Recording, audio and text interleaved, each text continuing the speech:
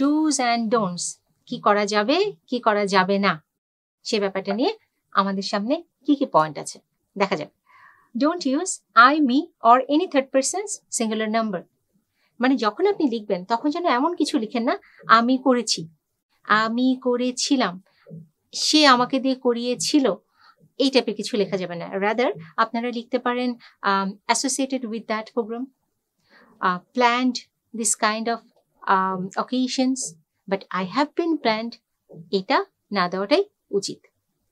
পরের পয়েন্টে আসি, use simple and user friendly sentences. তার মানে এমন কিছু শব্দ বা বাক্যই ওখানে রাখা উচিত যেগুলো ইউজার ফ্রেন্ডলি, মানে সাধারণত আমরা এগুলোর সাথে অনেক বেশি পরিচিত এবং যা কিনা বেশ সহজ বোধ্য, মানে যা কঠিন না, এবং অযথা বাক্যকে বাড়িয়ে বা 2-4টা বাক্যকে অযথা টেনে বড় করার কোনো প্রয়োজন নেই। Use the right keywords to ensure your resume is picked up in a word searches. এইটা সম্পর্কে আর একটু সামনে কথা বলবো বিস্তারিত, ছোট করে একটু বলি। যখনই আপনারা কোনো একটি রেজিউমে বানাবেন, যদি সেটা বিশেষ করে কোনো একটি স্পেসিফিক জব অ্যাডভার্টাইজমেন্টের বিপরীতে বা এগেনস্টে হয়ে থাকে, তাহলে চেষ্টা করবেন সেই জেডিতে বা সেই জব অ্যাডভার্টাইজমেন্টে যেই পয়েন্টগুলো চাওয়া হয়েছে সেই পয়েন্টের মধ্যে যেই কিওয়ার্ডগুলো আছে সেগুলো যেন আপনার রেজিউমেতে থাকে। লাইক একটা সেলসের এক্সিকিউটিভের জন্য যদি জব অ্যাডভার্টাইজমেন্টে এমন কিছু চাওয়া থাকে যে তাকে সেলস টার্গেট ফিল আপ করতে হবে, তাকে কাস্টমারের সাথে কমিউনিকেশন করতে হবে, তাহলে দুইটার মধ্যে কিন্তু আমরা দুইটা ওয়ার্ড পেয়ে গেলাম, একটা হচ্ছে সেলস টার্গেট ফিল আপ, একটা হচ্ছে কাস্টমার কমিউনিকেশন বা কাস্টমারের সাথে কানেকশনটা মেনটেন।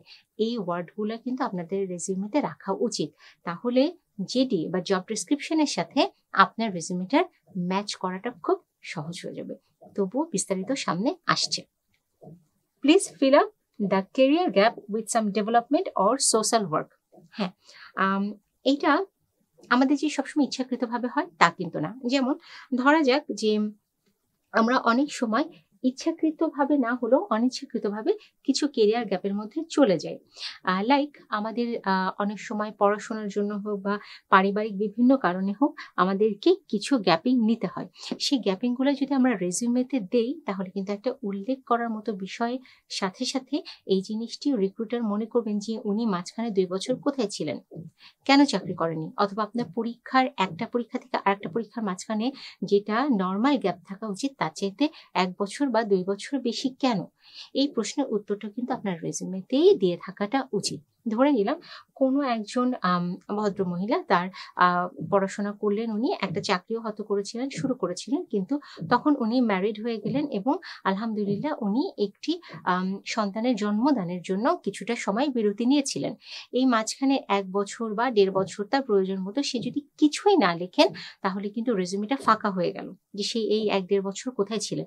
এই 1-1.5 বছর টেনিওরটা বা এই সময়টুকু, এই পিরিয়ডটাকেও কিন্তু উনি উল্লেখ করতে পারেন এই কথাটা লিখে যে উনি তার সন্তান জন্মদানের জন্য এই সময়টুকুতে উনি রিলিফে ছিলেন বা অবসরে ছিলেন, পরবর্তীতে উনি আবার জয়েন করেছেন বা জয়েন করতে চাচ্ছেন, তাহলে কিন্তু আপনার সম্পর্কিত কোনো কিছুই আর তাদের অগোচরে থাকলো না। পরের পয়েন্টটি, don't include any acronyms, abbreviations or organization related terminology. মানে আমরা কি করি, অনেক সময় শর্ট ভার্সনগুলো ইউজ করে থাকি পুরো নামটি না লিখে। যেমন সে ফর এক্সাম্পল আমি যদি ধরি যে I M A digital marketer, so আমি যদি লিখতে চাই আমার জব ডেসক্রিপশনে যে আমি FB মার্কেটিং মোটামুটি পারদর্শী। What is FB? আমরা সবাই বুঝি FB হচ্ছে ফেসবুক মার্কেটিং, কিন্তু এখানে উচিত হবে FB না লিখে ফেসবুক পুরো কথাটা লিখে দেওয়া। এই আর কি মোটামুটি ছিল আপনাদের ডুজ অ্যান্ড ডোন্টসে। বাকিটুকু আমি বিশ্বাস করি আপনারা নিজেরাই হয়তো আরো সুন্দর করে বুঝবেন কি আপনাদের ওখানে দেওয়া উচিত এবং কি উচিত না।